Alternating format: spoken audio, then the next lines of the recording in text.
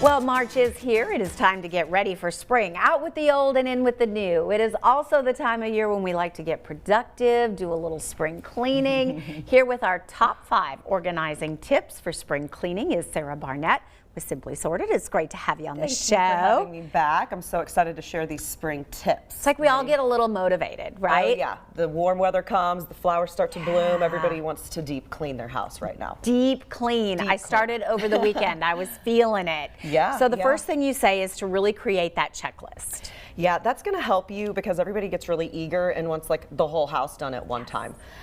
So if you can, creating a simple sort of checklist, you can do like a general area and then having it split out into each specific room. That's going to help you stay focused and try to start small.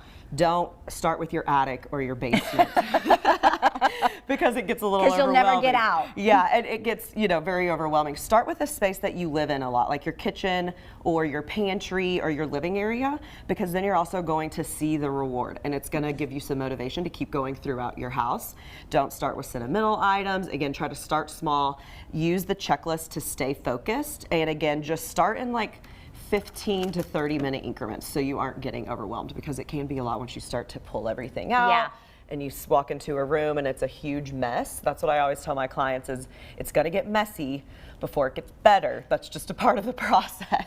Right. And it can be a little overwhelming once you start really reaching in. Yep. All right. And then you say, use the one-time rule, the yearly rule. Yearly rule. That applies to every space in this house. Really, all the tips we're going over today are specific to your whole home, not just like a kitchen or a closet. If you haven't used the item in a year, it's time to say goodbye and donate it so you're not feeling like you're creating trash. Although if it is just like torn up, dispose of it properly. But there's some great nonprofits to donate to that we use here in town. But yeah, if you haven't touched it or used it in a year, it's time to say goodbye. And it's really, when you start looking at things, it's amazing how much you have that you maybe haven't used in 2 to 3 years, but yet it's still there because you might. Because you might. What if I need it? You can always go out and repurchase. And almost 90% of the time you won't actually need the item. She promises. She promises. All right. Then you say create your donation zones. Yeah, this is huge for all of my clients that I do throughout their house. So living room, closets, kids' closets, playrooms are huge. They have great options even at like at home, Container Store. Again, using quality product is my big thing. Not getting flimsy, floppy baskets that are going to fall or break, but creating a donation zone in any room for you to, as you're cleaning and as you're doing your like weekly tidying up, if you're like, oh, I don't use this anymore, my kid's not using this toy, putting it in a basket, then every month or when it starts to get full, move the basket to your car, take it to the donation zone. It's or funny. To the donation I was center. just telling you, I literally have boxes in my car ready to go. And it is nice to have it there because then when you see that they're wearing it to school and it's way too small, you know when they come home, we're going to wash it, clean it, and get it into the basket. That helps from creating messes, like, oh, I need to just donate this, let me throw it in the corner of my closet. Then you create this huge mess in your closet or kitchen. So having a designated bin for donation is key. I like that. All right, number 4, categorize your items. Yes, so as you're starting to edit and you're pulling everything out, again, kitchen, basement, garage, starting small, but categorizing everything so you can see all your liked items. So if you're in your closet, grouping all of your sandals together, your anklet boots, and then by color, so you can also kind of see how much you have. Because even, for example, in kitchens, I go in and they'll have like 15 spatulas, but they're in various different areas, so they don't know what they have.